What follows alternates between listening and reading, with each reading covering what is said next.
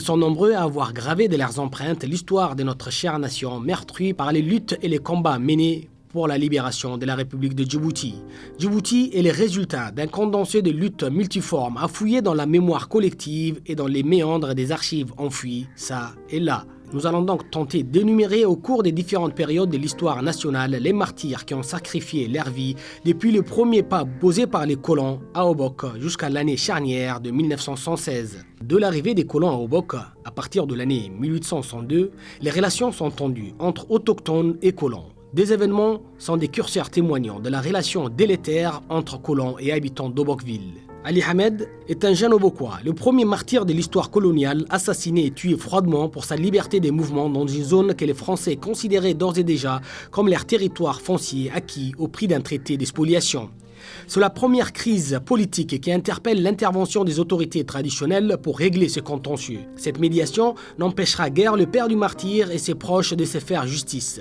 Pierre Arnoux, explorateur français qui avait fondé le comptoir commercial à Obok en 1881, est assassiné le 3 mars 1882 par 3 autochtones. Un peu plus tard, un autre autochtone est assassiné sous un autre prétexte. Là aussi, une vendetta répare le sang versé. Que ce soit au nord ou au sud, les chefferies traditionnelles connaissent des situations périlleuse entre 1928 jusqu'à la Seconde Guerre mondiale. Le début des années 30 rime avec l'incursion et l'intrusion de l'ordre colonial dans l'arrière-pays. Cette incursion ne se passera guère dans les calmes. Les résistances vont être multiformes.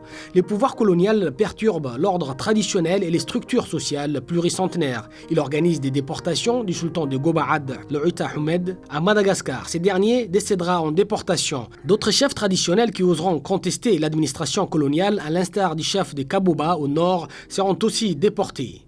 La première exploration du pays par les Français et la sécurisation de la voie du chemin de fer qui mettent à mal les populations implantées dans cette région, dont beaucoup se sacrifieront pour défendre leurs maigres ressources et leurs terrains de transhumance et de nomadisme. Lugas adresse un courrier officiel en 1918 à l'endroit de l'administration coloniale qui fait perdurer la marginalisation et les persécutions des autochtones exclus de la vie politique et économique.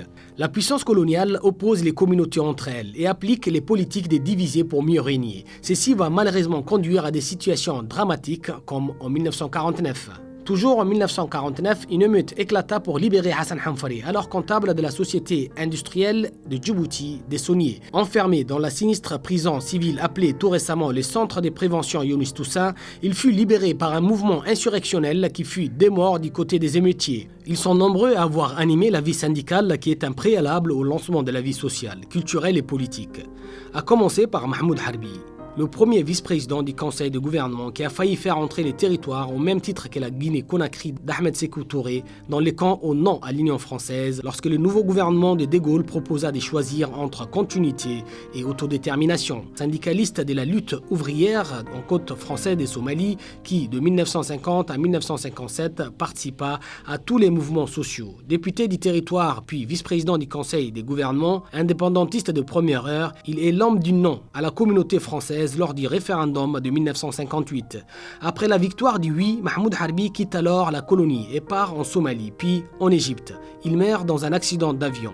Accident ou meurtre, on ne le saura jamais peut-être. Les premiers mouvements qui naissent au début des années 60 sont persécutés, bâillonnés et assassinés. Cette seconde génération de politiciens djiboutiens relève encore une fois la tête afin de libérer la CFS de la tutelle coloniale. Ces mouvements indépendantistes vont manifester d'abord en août 1966 contre l'arrivée de De Gaulle en CFS.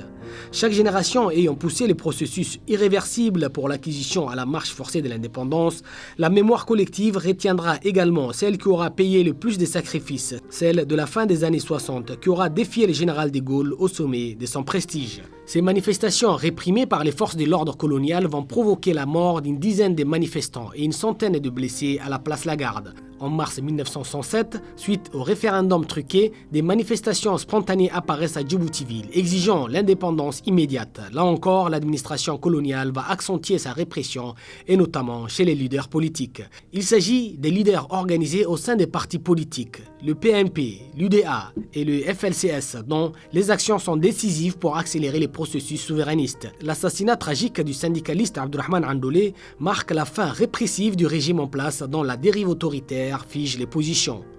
Les exemples ne manquent pas, comme à Poudrière. L'on embarquait tout le monde, hommes, femmes et enfants, par dizaines de milliers dans la poudrière, battus, comptés, triés, manipulés comme des bêtes. Sans litière et sans toit, par 40 degrés à l'ombre, la faim et la soif. La tête fondue dans les soleils, les pieds cuisants dans les sables brûlants, mépris et cruauté. Un groupe de jeunes avait tenté de s'échapper, leur corps criblé, pantelants et saignants, exposés au séchoir barbelé, comme l'a écrit Omar Ousmane Rabi. Si l'on met de côté les vivants, essayons d'évoquer les martyrs de la dernière décennie, décisive avant l'obtention de l'indépendance. Ceux-là même qui ont donné un coup d'accélérateur à l'élan indépendantiste.